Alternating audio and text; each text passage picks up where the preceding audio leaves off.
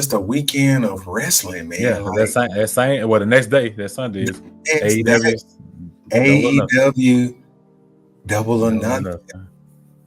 And so we want to give the recap to that because you know what, OG, guess what? I actually watched more than 50% of that Oh pay-per-view. wow! Because I was just about to say, I've talked a lot so far in this podcast. I'm not gonna talk much during this segment because I didn't watch it. I've seen highlights and I've seen clips.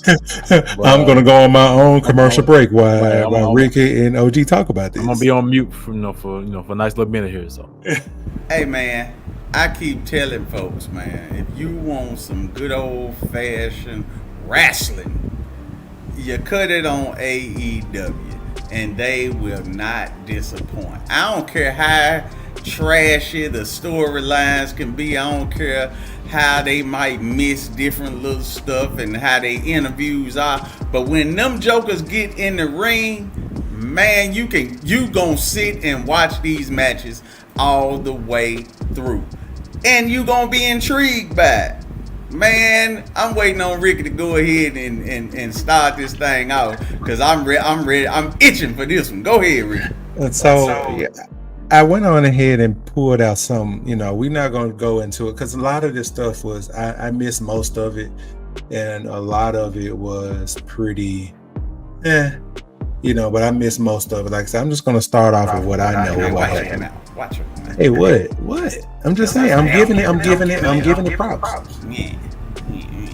Come on, man. I'm giving it props. So, looks like Adam Cole came back.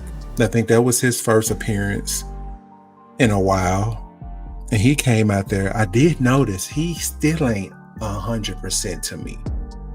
He was still limping and stuff. I watched, believe it or not, the only time that I did watch AEW, I saw when he injured himself coming down to the ring, and that looked very bad because he stepped over the side. I guess he was trying to run. He stepped over the side of the ramp, but he thought that he cleared it a little bit, but he actually didn't. He rode that foot. He broke that foot. Really? But it was so long ago because it's funny because he was running down to the ring to help out MJF.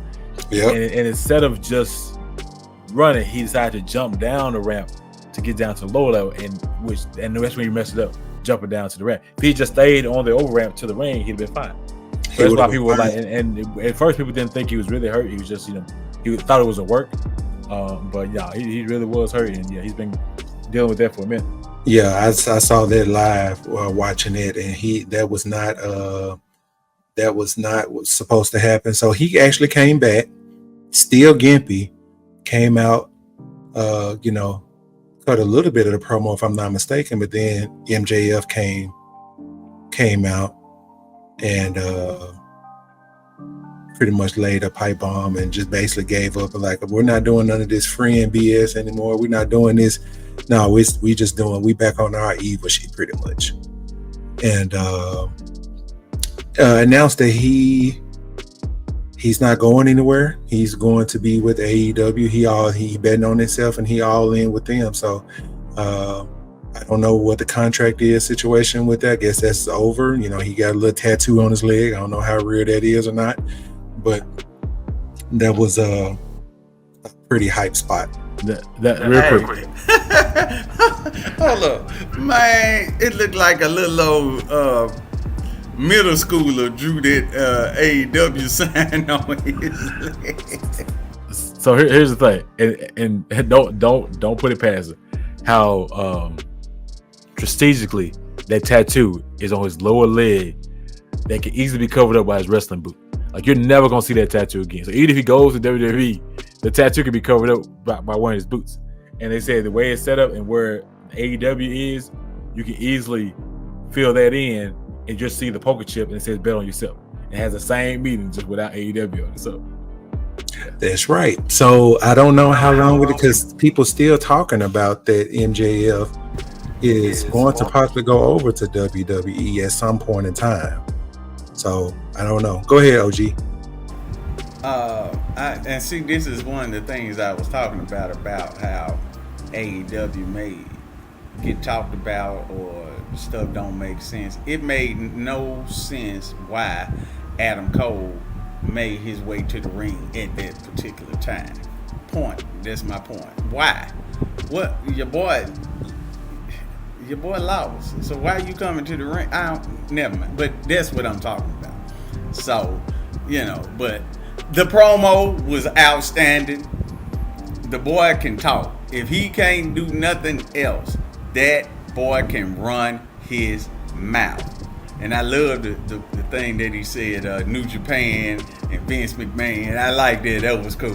I said, go ahead, MJ. Go ahead, MJ.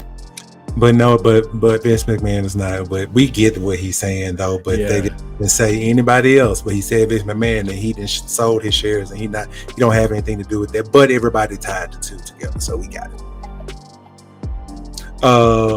So MJF and Adam Cole are back. All right, so you ain't gonna like me with this one, OG. Hey, you might be with me, but I don't know. But Mercedes Moné just had to win the belt, did it? She just had to come in and take a belt from somebody who didn't even have it that long. And I ain't watching long enough to know that she didn't have it that long.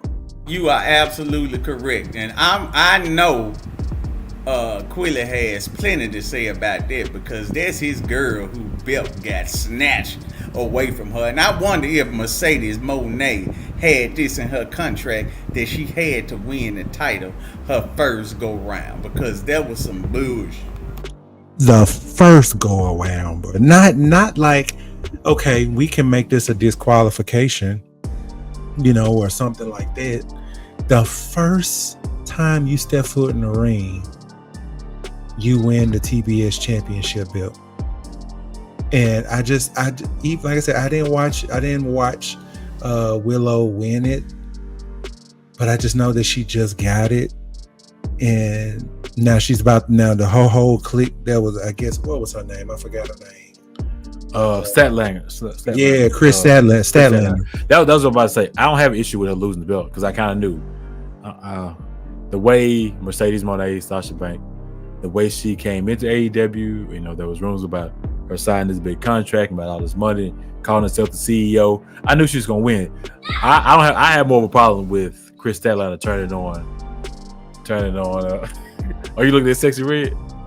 Turning on Willow Nightingale. Yeah, that's the I just seen Sexy Red face. That's the face. That is. Now, come on. What you got to say? Come off mute. Say it. Nope. Can't say it over there. She look like a transvestite. Oh my God. Go back on mute.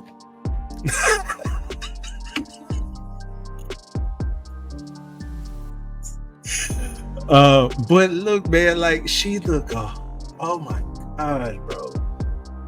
She look a hot mess, bro. HAWTMESS. Like,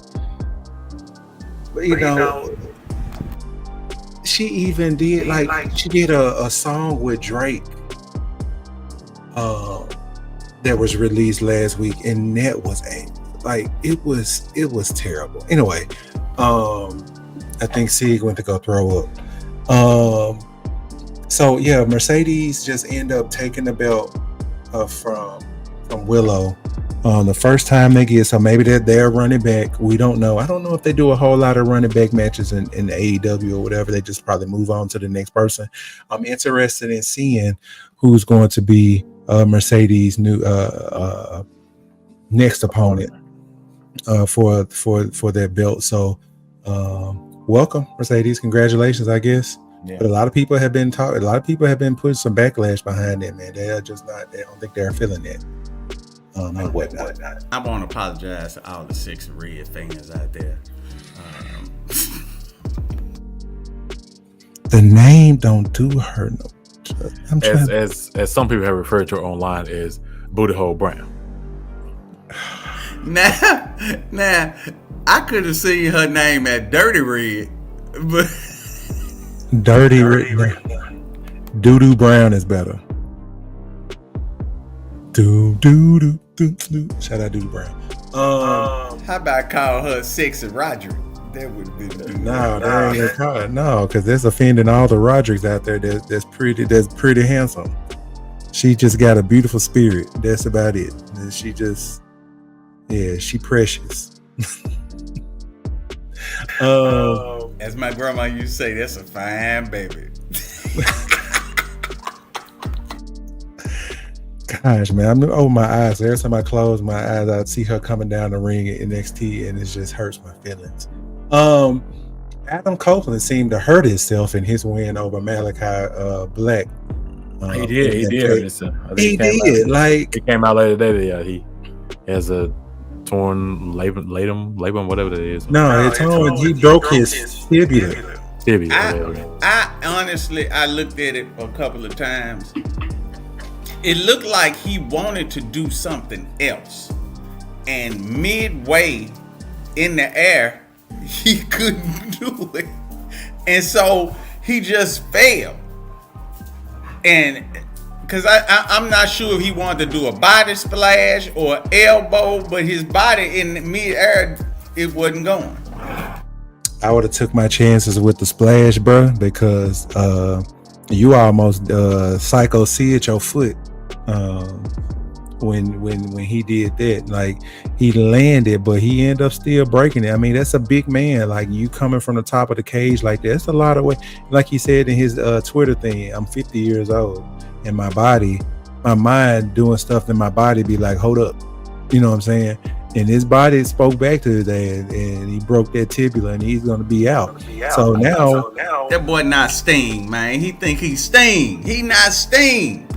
But see, they're gonna take care of Sting except for Seth Rollins. Everybody gonna take care of Sting. We've all had that moments in our, like, especially with former athletes, that we get to that point at an age that we realize we can't do what we used to do.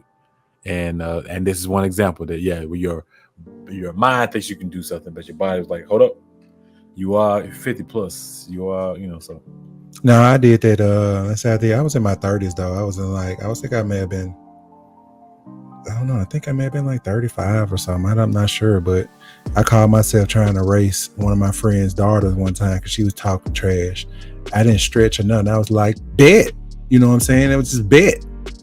And so, we did it, and spread it out a little distance. Like, all right, we're going to sprint to here. I didn't stretch.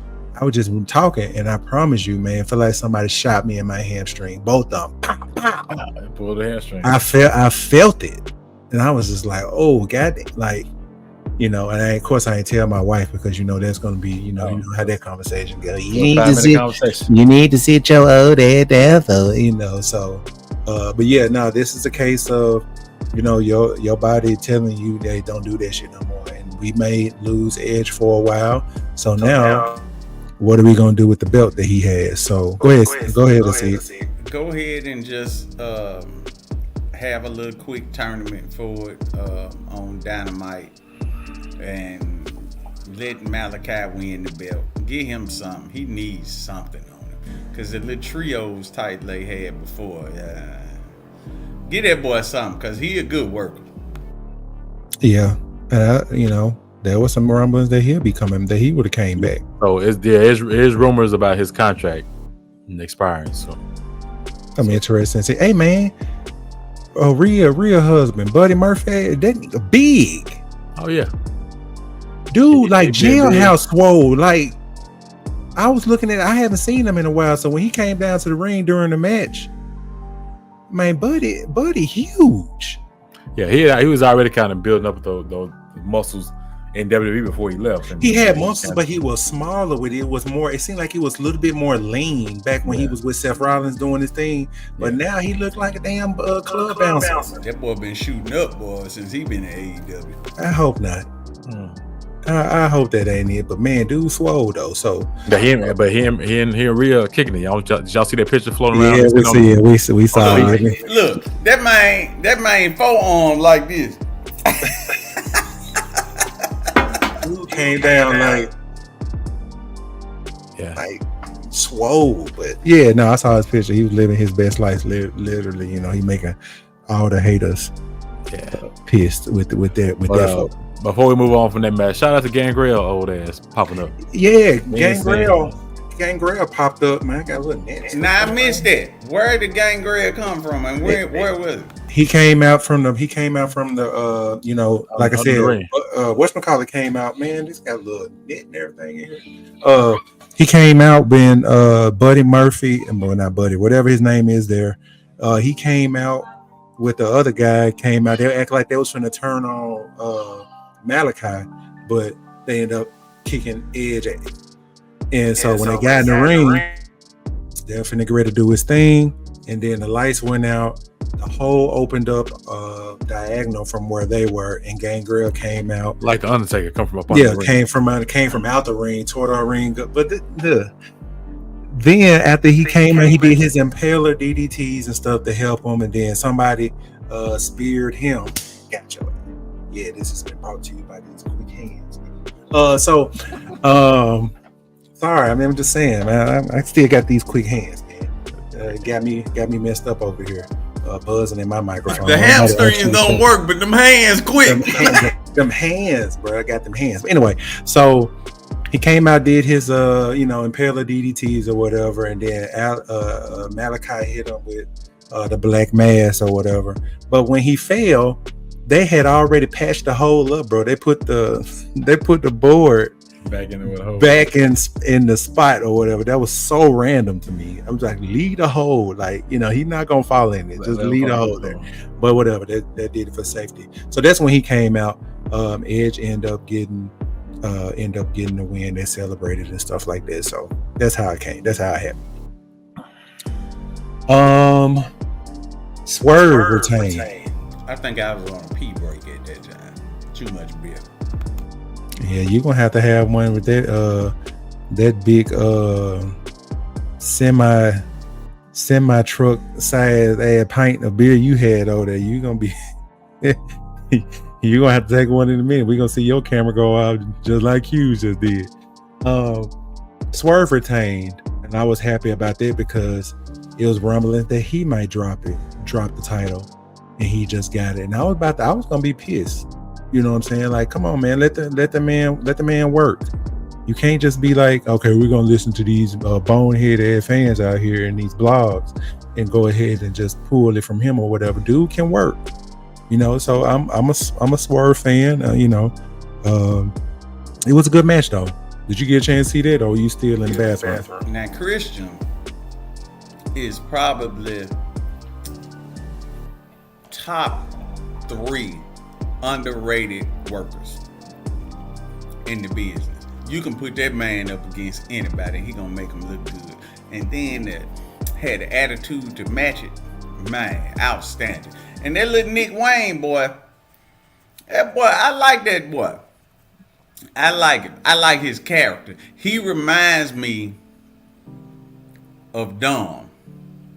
Yeah. As far as the way they setting him up, the heat, his actions, I love it. And then they throw the mama in there, get her a little money. I love it. Yeah, they threw her in there recently. She joined over. I guess she helped screw Edge over one time, and that's how she came over to that side of things. So, it was a good match. Like you said, he is a good worker. Christian is a good worker, and they had a pretty good match, and I was glad that Swerve was able to pick up the win. I was about to say, man, I was like, man, they let him drop. We riding. So, the last thing I'm gonna tell you, and we can move on to, still got a couple of things that we want to talk about. That Anarchy in the arena match was ridiculous, bro.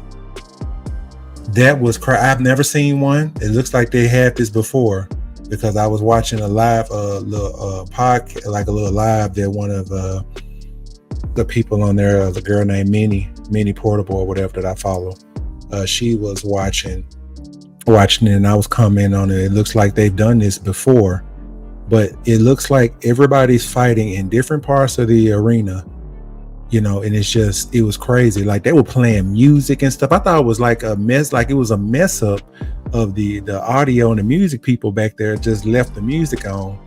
And so they just started playing different people's songs throughout the match until they got to what was that they got? The final countdown. Yeah, they did this last year too, and I heard when they did it last year, or whatever year they first started doing it, it was a tribute to New Jack. You remember back in ECW when New Jack? That's what I put in the comments. I was his matches, the music kept playing the whole time he was wrestling. So.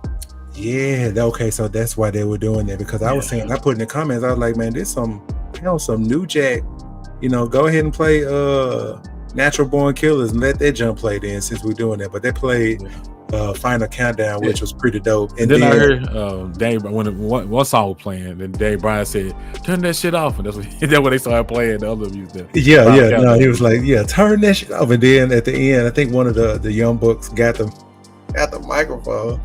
It was like, hey, cut this off. We're going to be charged $200,000 for playing this shit. We on a budget. I was like, you know what's crazy? This was probably the craziest Anarchy match that they've had, gimmick-wise. Like the exploding chairs and all that old crazy. The exploding chair part. Dude, was that after dude got set on fire? Yeah. I missed that. They have never went that insane. They even had it at the football stadium, Jacksonville Stadium, and they never got this crazy. It's like they went ham on this one. I feel like, man. That Jackson, I think it was Jacksonville part you were just referring to, where Hangman Page came out there in the horse, like in the middle of the field, riding out there in the horse.